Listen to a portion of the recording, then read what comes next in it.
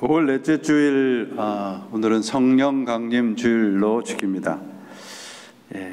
주님의 성령이 함께 하시는 또 복된 예배가 되기를 바라면서 다 함께 사도신경 하심으로 예배를 시작하겠습니다.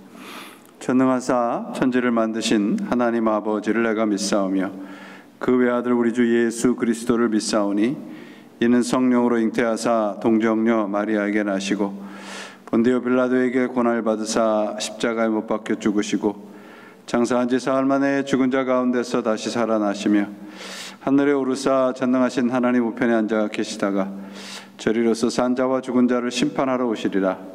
성령을 믿사오며 거룩한 공회와 성도가 서로 교통하는 것과 죄를 사하여 주시는 것과 몸이 다시 사는 것과 영원히 사는 것을 믿사옵나이다.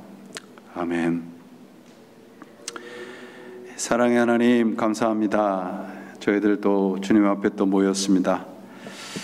특별히 오늘 오순절 성령 강림 귀한 주님의 성령이 오시는 복된 이 절기에 우리 마음속에도 성령이 임하셔서 주인이 되어주시고 우리의 삶의 모든 부분에서 성령을 따라 살아갈 수 있는 저희의 믿음이 되기를 간절히 빌고 원합니다. 아직도 저희들의 마음속에 불안함도 있고 두려움이 있습니다. 그런 마음속에서도 하나님만 바라보며 따라가게 하시고 주님 앞에 간절하게 늘 무릎 꿇고 기도하는 당신의 백성들의 기도를 기억하시고 이 제단을 기억하셔서 하나님의 놀라우신 영광을 나타내는 복된 이 예배가 되도록 역사하여 주옵소서. 하나님이여, 오늘도 우리들의 마음속에 말씀으로 자정하시고 그 말씀의 은혜가 충만케 하시며 위로와 평강이 필요한 모든 백성들에게 하늘에 하나님께서만 주시는 위로와 평강 허락해 주시며 예배하는 시간 내내 성령 충만케 해 주옵소서. 오늘도 주님 홀로 영광을 받아 주시기를 우리 주 예수 그리스도 이름으로 간절히 기도합니다. 아멘. 오늘 허락하신 하나님의 말씀은 마태복음 6장입니다. 6장, 마태복음 6장 24절입니다. 24절로 34절까지 말씀 보겠습니다. 마태복음 6장 24절로 34절. 한 사람이 두 주인을 섬기지 못할 것이니 혹 이를 미워하고 저를 사랑하거나 혹 이를 중히 여기고 저를 경히 여김이라. 너희가 하나님과 재물을 겸하여 섬기지 못하느니라.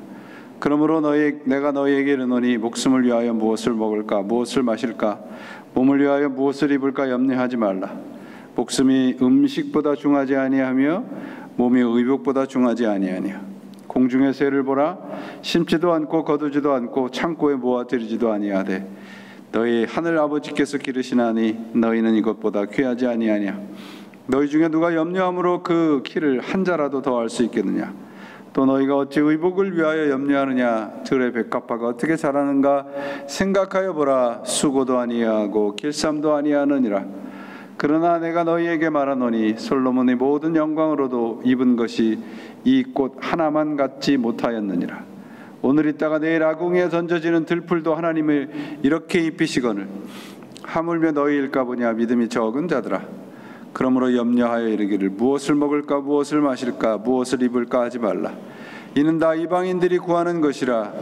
너희 하늘 아버지께서 이 모든 것이 너희에게 있어야 할 줄을 아시느니라. 그런즉 너희는 먼저 그의 나라와 그의 의를 구하라. 그리하면 이 모든 것을 너희에게 더하시리라. 그러므로 내일 일을 위하여 염려하지 말라. 내일 일은 내일이 염려할 것이요 한날의 괴로움은 그 날에 족하니라. 하나님의 말씀입니다.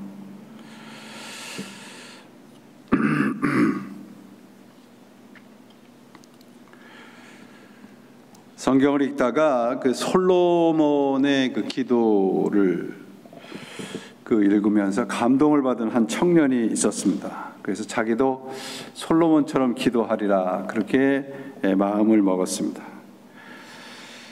그래서 이 청년이 이렇게 기도하기 시작을 하는 거예요. 하나님, 다른 건 다 필요 없고 저는 지혜만 주시면 됩니다.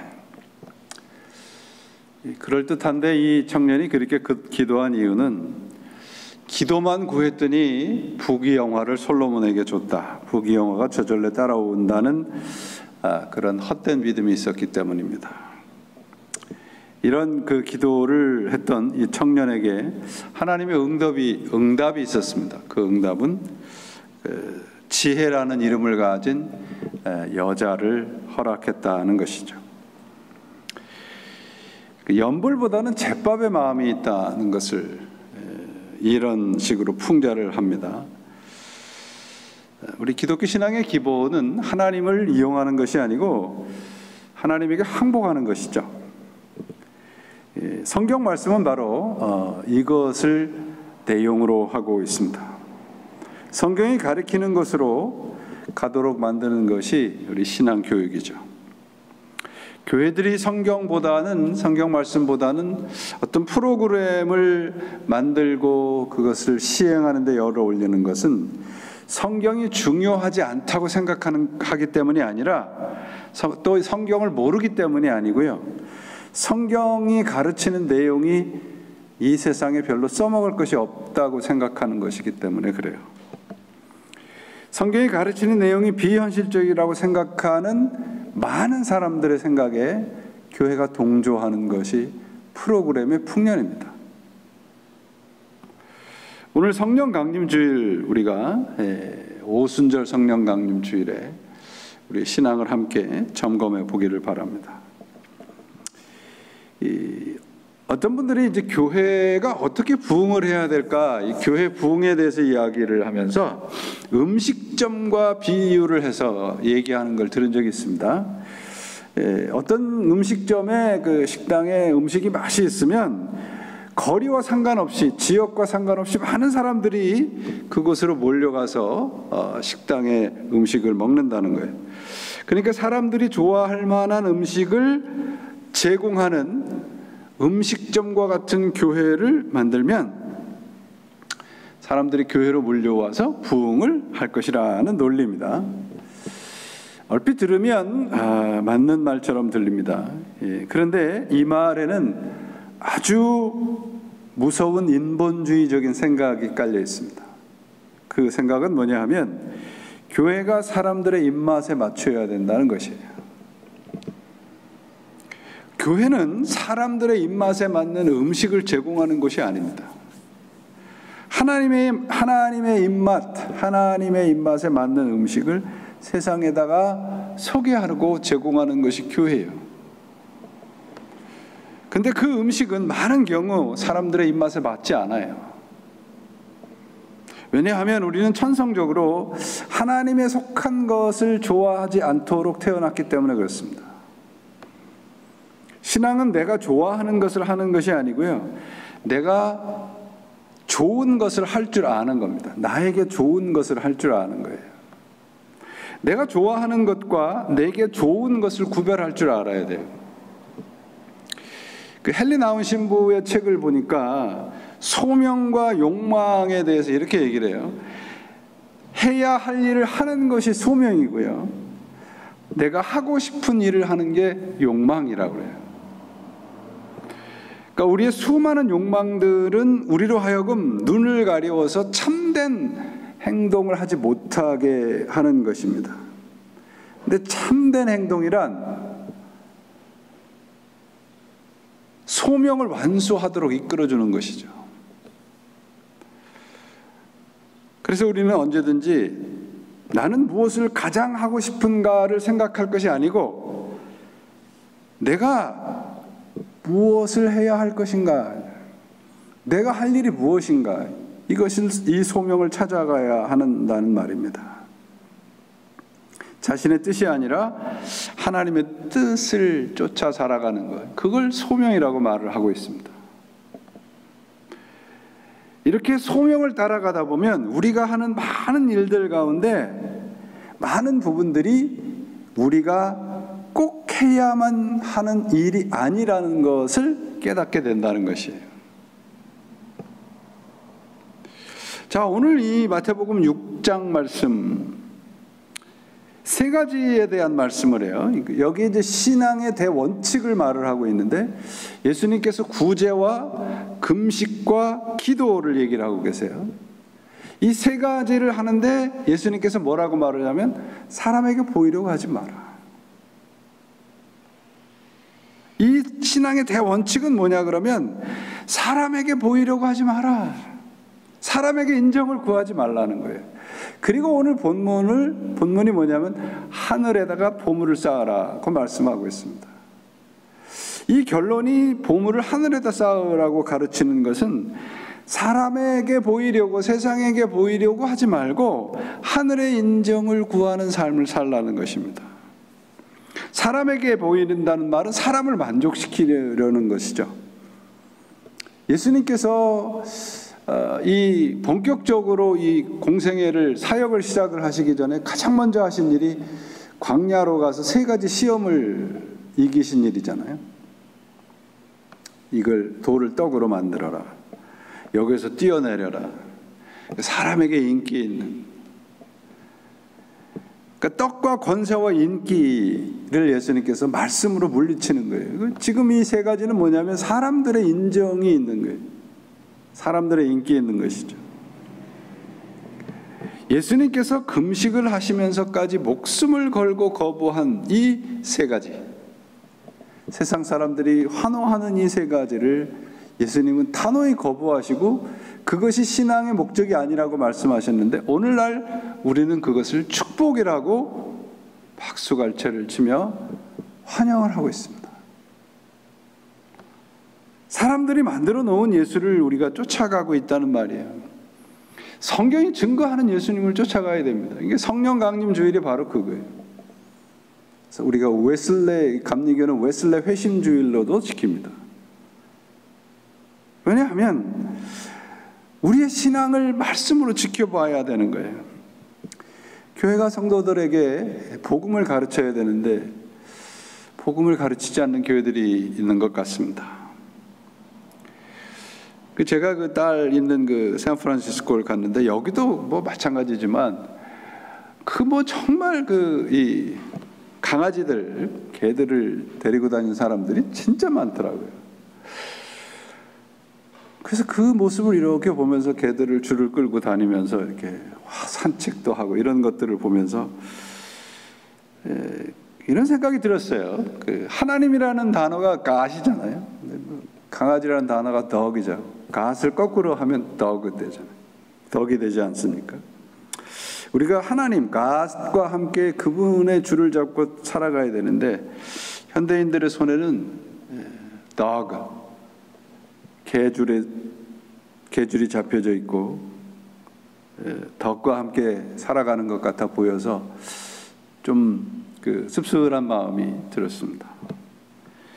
여러분, 오늘 그 성경 말씀, 본문 말씀에서 보물이라는 단어가 나오는데 보물이 뭔가?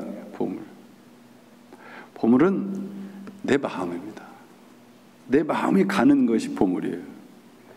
그리고 두 주인을 섬길 수 없다고 말씀하시면서 오늘 25절에 그러므로 이렇게 시작을 해요. 그러니까 앞에 내용과 연결이 되고 25절 이후로는 이제 오늘 구제와 기도와 금식을 사람에게 보이려 하지 말라는 말씀의 결론입니다. 그래서 예수님께서 이렇게 말씀하시죠. 그러므로 내가 너희에게 말한다. 목숨을 부지하려고 무엇을 먹을까 또는 무엇을 마실까 걱정하지 말고 몸을 감싸려고 무엇을 입을까 걱정하지 말라. 목숨이 음식보다 소중하지 아니하냐 몸이 옷보다 소중하지 아니하냐. 이 구절을 이렇게 얼핏하게 읽으면 논리적으로 맞질 않아요. 우리가 목숨을 부지하려고 목숨을 유지하려면 먹어야 되잖아요. 음식을 먹어야 됩니다. 또 몸을 감싸려면 그 옷을 사기 위해서 더 열심히 일을 해야 돼요.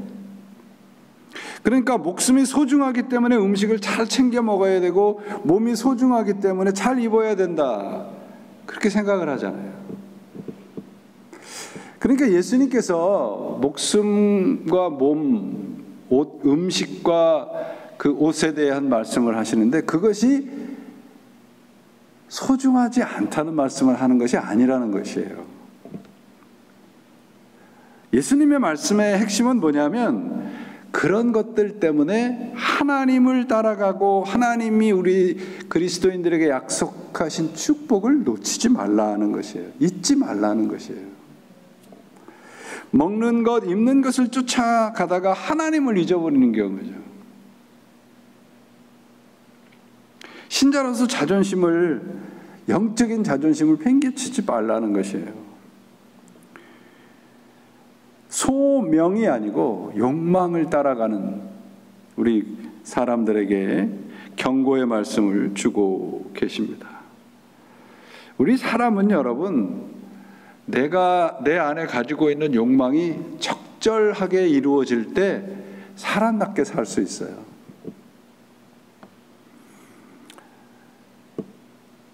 그렇게 살 때만 우리가 절제하는 삶을 살아가게 되는데, 그렇지 않으면 절제하지 못해서 사람들이 추해지는 모습들을 우리가 많이 보지 않습니까? 그래서 하나님의 나라에 있는 사람들에겐 두 가지가 없다는데, 하나는 뭐냐 하면 위, 그리고 다른 하나는 생식기가 없다고 그래요. 위와 생식기는 욕망의 상징이지 않습니까? 하나님의 나라는 그 욕망이 불필요하다는 것을 이렇게 말씀을 합니다. 우리가 하는 모든 염려와 걱정은 바로 이 욕망에서 출발을 해요. 내가 하고픈 마음이 강하면 강할수록 생각이 갈라지게 됩니다. 예수님께서는 이런 것들을 이방인들이 하는 것이라는 말씀을 해요. 이방인이라는 것은 그 어떤 지역적인 것을, 우리와 다른 지역에 사는 사람을 말하는 것이 아니고 세상을 의지하고 살아가는 사람들을 이방인이라고 합니다. 그래서 염려라는 단어를 보니까 메리마네오라는 이 헬라어 단어는 뭐냐면 분리된다는 거예요. 분리된다. 마음이 분리된다. 마음이 여러 갈래로 흩어진다, 이런 말이에요. 마음이 갈라진 상태입니다. 그래서 세상도 아니고 하나님도 아니고 어정쩡한 상태에 있는 거예요. 그게 염려 상태라고 말씀을 하고 있습니다. 먹을 것과 입을 것을 추구하지 말라, 이 말은 세상 일에 등한시하라는 말이 아니라 하나님과 하나가 돼서 평안하게 살려면 어떻게 해야 되는지를 가르쳐주고 있는 것입니다. 그래서 24절에 두 주인을 섬기려는 것을 경고하고 있는 것이 바로 그것이 염려라는 것이에요. 우리 잘 아는 누가복음 10장 38절에서 41절에 마리아와 마르다 사건이 나오죠. 예수님께서 마르다의 집을 방문했을 때 마르다는 예수님을 대접하려고 분주하는데 마리아는 예수님 옆에 이렇게 턱 깨고 앉아가지고 예수님의 말씀을 들어요. 그러니까 마르다가 괘씸하고 아주 자기는 홀로 이렇게 분주하게 다니는데 마리아는 그러고 앉아 있는 게 꼴 보기 싫었던 것이죠. 그래서 예수님에게 가서 뭐라고 하냐면, 마리아를 저한테 보내줘서 저를 좀 도와주게 하십시오. 그랬더니 예수님이 뜻밖의 말씀을 하십니다. 마르다야, 마르다야, 너는 많은 일로 염려에 들떠 있다. 그러나 주님의 일은 많지 않거나 하나뿐이다. 마리아는 좋은 복을 택하였을 뿐이다. 그러니 아무도 그것을 그에게서 빼앗을지 못할 것이다. 이 말씀은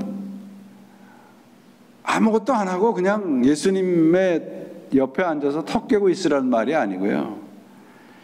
이것저것 하고 있다가 아무것도 아닌 그런 상태가 되지 말라는 거예요. 예수 믿는 것도 아니고 세상 따라가는 것도 아니고 어정쩡한 상태에 있는 겁니다. 계시록에서 뭐라고 그래요? 차든지 덥든지 해라요. 중간은 없는 거예요. 차다는 건 신앙이 없는 거예요. 덥다는 건 신앙이 있는 거예요. 그러니까 신앙이 있든지 없든지 해라. 선택을 해야 되는 것입니다. 세상에도 있고 싶고 하나님도 적당히 섬기고 싶은 것은 아무것도 아닌 것보다 못하다는 거예요. 참으로 두려운 말씀이지 않습니까? 나는 그래도 예수님을 믿는다고 그러고 하나님을 따라가는데 어정쩡한 상태로 따라가는 게 그게 뭐냐 말이죠. 이 말씀은 세상 일은 적당히 하고 신앙적인 일에만 전념을 다해라는 말씀이 아닙니다. 우리 성경 말씀도 있잖아요. 잠언서에 일하기 싫은 자는 먹지도 말라. 일하지 않으면 빈궁이 강도처럼 공핍이 군사처럼 이른다는 말씀을 하고 있습니다. 우리가 오늘 이 예수님의 말씀은 세상에 대한 우리의 태도를 설명을 해주고 계세요. 삶의 어떤 의미와 어떤 목적으로 살아가고 있느냐. 그저 그냥 생명을 연장하는 그런 것이 아니라 영생을 위해서 살아가는 삶을 말씀을 하고 있습니다. 우리가 세상을 살아가다 보면 지금 이 정도까지 살다 보니까 세상이 얼마나 강한지 알게 되더라고요. 세상이 참 우리 힘으로 이기기 쉽지 않아요. 그래서 세상을 두려워하게 되고 염려하게 됩니다. 근데 염려하지 말라는 말씀은 아무 걱정이나 근심도 하지 말라 그런 말이 아니고요. 나에게 닥친 그 염려와 걱정거리를 do not care라는 말이에요. 개의치 말라. 그런 것이 올 것이다. 그런 말이죠. 이 세상의 것으로 어떻게 할 수 없는 그런 상황이 오더라도 개의치 말라. 왜? 우리는 영원한 삶을 살아가기 때문에. 세상이 우리를 흔들어도 개의치 않는 것이 염려치 않는 거예요. 제가 그 딸아이 사는데 이렇게 가서 이렇게 보니까 뭐 조그만 스튜디오에서 살아요.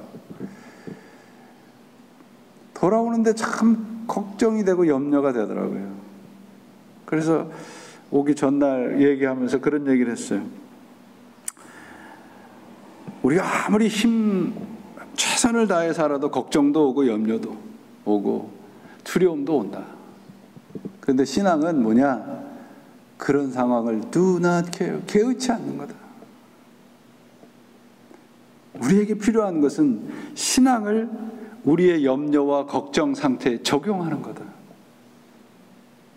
제가 걱정한다고 그 아이의 삶이 더 나아지나요?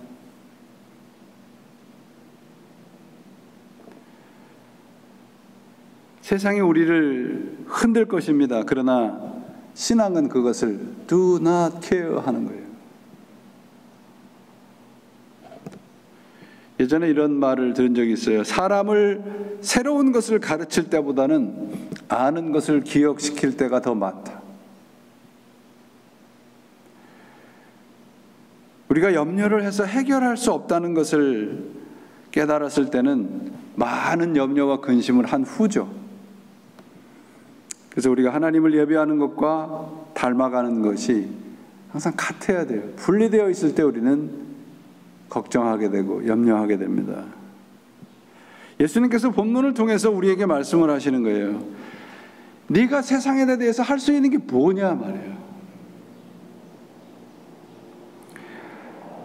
곧 하나님을 닮아가는데 모든 것을 장애가 되는 모든 것을 제거해라는 말씀을 합니다. 왜냐하면 그분은 우리의 모든 것을 간섭하시는 우리의 하늘 아버지시기 때문이라는 것이에요.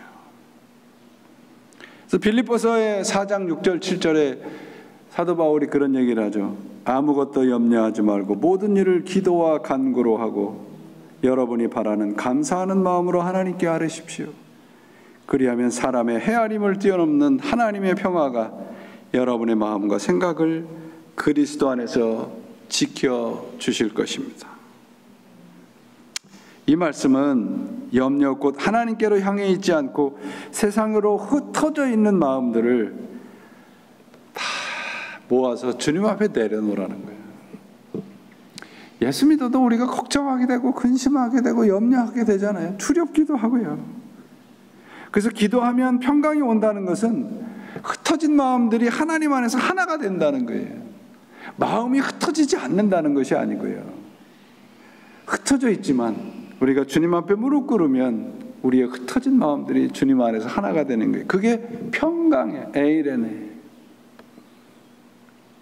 그러면 우리가 염려하는 그 염려의 원인은 뭘까요? 우리에게 필요한 것이 부족해서, 내가 원하는 것을 얻지 못해서, 그럴 때가 많죠. 좀 더 많은 것, 좀 더 정말 풍성한 것들을 잘 해주면 염려도 근심도 없을 거라는 생각을 하게 된 것은 사실입니다. 근데 성경은 뭐라고 얘기를 하냐면 염려의 원인을 불신앙이라고 지적하고 있어요. 오늘 31절에 믿음이 적은 자들아, 먹고 입는 것을 근심하는 것은 이방인이 하는 거라는 말씀입니다.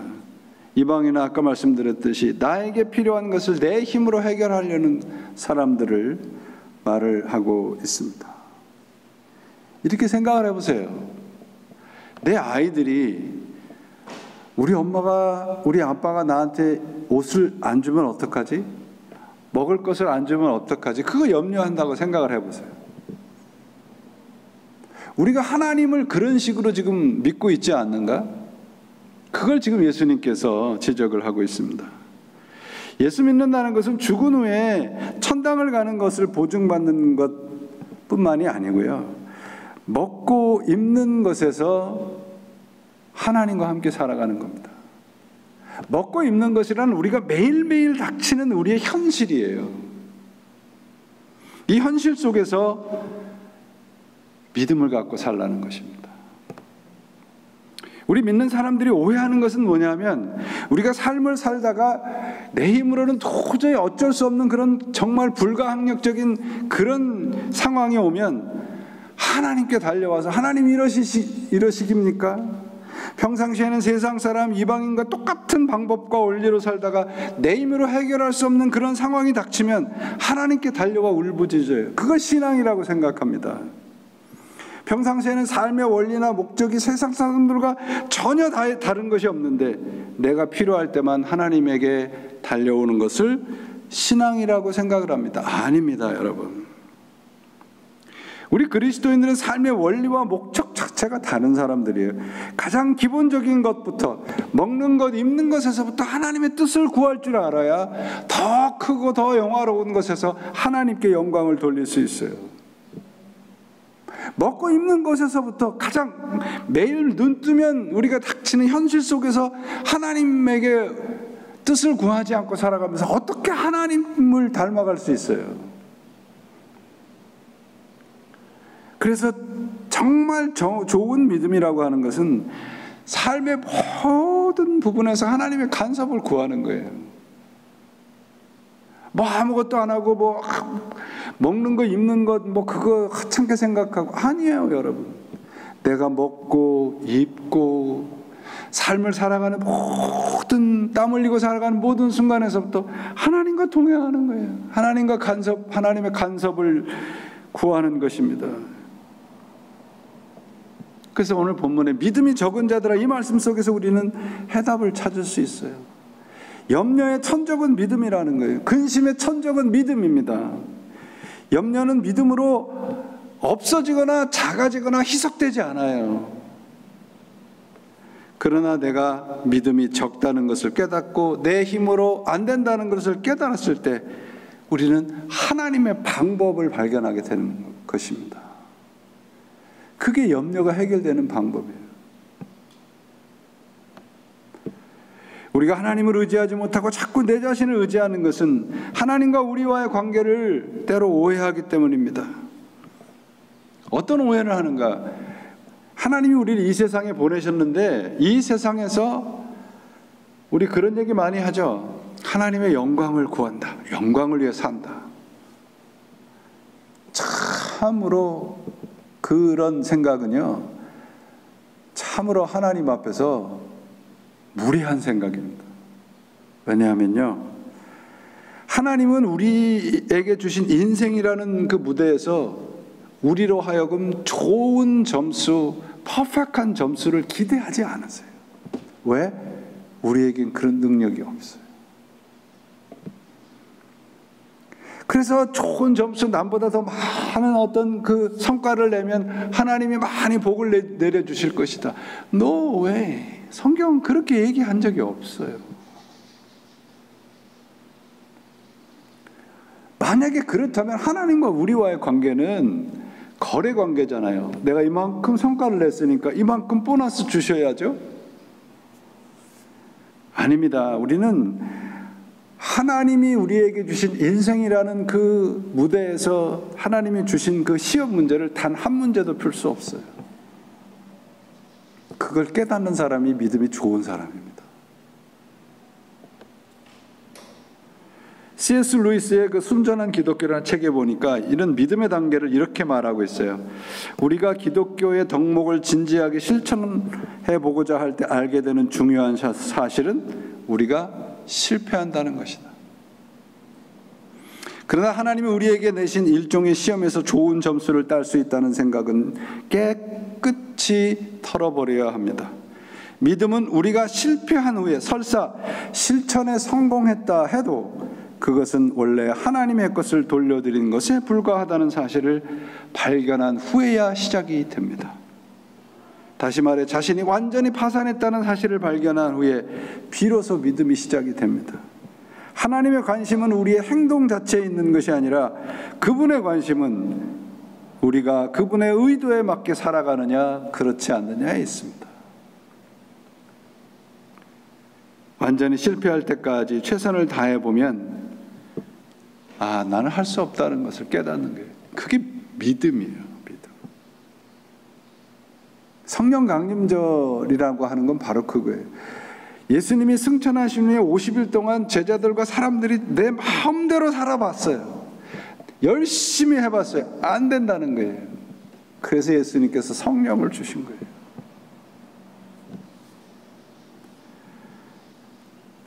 루이스의 표현이 재미있는 표현이 있어요. 그게 뭐냐면 우리는 조그만 오두막집을 위해서 애를 쓰고 평생을 사는데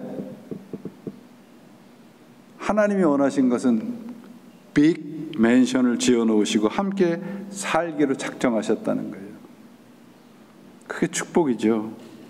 그래서 우리는 그의 나라와 의를 먼저 구하는 것입니다. 신앙의 목적이 먹을 것과 입을 것에 둔다는 것은 세상의 인정을 구하는 것과 같습니다. 마태복음 6장 전체를 통해서 가르쳐 주신 것이 바로 그거예요. 먹을 것과 입을 것이란 세상 사람들로 인정받고 예수 믿는 것으로 남보다 좋은 것을 먹고 입는 것을 보이고 싶어하는 마음 버리라는 것이죠. 하나님의 나라를 구하라는 말은 하나님의 나라를 내 힘으로 이룩하라는 말이 아니고요. 하나님의 나라를 내 삶의 소원으로 삼고 살라는 거예요. 우리가 어떻게 하나님의 나라를 이룩해요? 말도 안 되죠. 그러나 우리의 삶이 이 세상 나라가 아니고 하나님 나라의 목적을 두고 소원을 두고 살아갈 때 우리는 하나님의 뜻에 맞게 살 수 있습니다. 우리가 타고 다니는 자동차에 여러분 가솔린을 넣잖아요. 근데 가솔린에다가 디젤을 넣는다고 생각해 보세요. 가솔린 차에다. 그 차가 제대로 가겠습니까? 우리는 하나님께서 우리의 인생을 만들어 줬을 때 하나님이 원하시는 그런 연료를 넣어야 우리의 인생은 달려갈 수 있어요. 34절이 오늘 본문 말씀 6장의 결론입니다. 이 34절은 33절을 이해를 해야 되는데요. 하나님의 나라와 의를 구하라. 이게 하나님의 나라와 의는 같은 거예요. 제가 하나님의 나라 말씀드릴 때 하나님의 나라는 하나님이 통치하는 곳이라고 그랬죠. 그 하나님의 통치의 방법이 뭐냐? 의예요. 의. 의라고 하는 건 하나님과 우리와의 바른 관계라고 말씀드렸잖아요. 하나님이 우리를 통치하는 방법은 손가락으로 지시하고 무엇인가 하라고 하는 것이 아니라 우리와 함께 살아가는 거예요.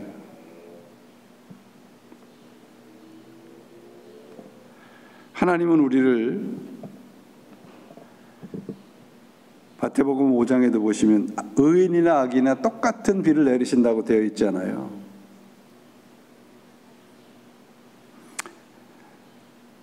그의 나라를 구하는 것은 그래서 누가 옳고 누가 그르고 누가 큰 일을 하고 누가 작은 일을 하는 그런 싸움이 아니고요. 하나님을 닮아가는 싸움이에요.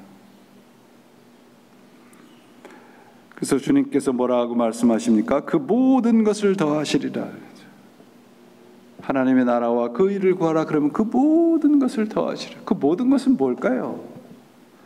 하나님 나라에 있는 겁니다. 하나님 안에 있는 것들이에요. 내가 뭔가 큰 일을 하면 내가 원하는 모든 것을 주신다는 말씀이 아니라 하나님의 나라에 있는 모든 것을 우리들에게 허락하신다는 거예요. 그러면서 말씀하시죠. 내일 일을 걱정하지 말라 말이에요.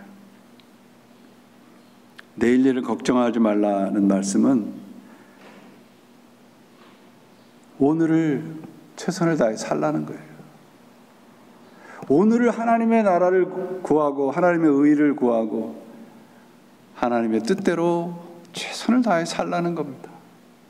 그러면 내일은 하나님이 책임지신 거예요.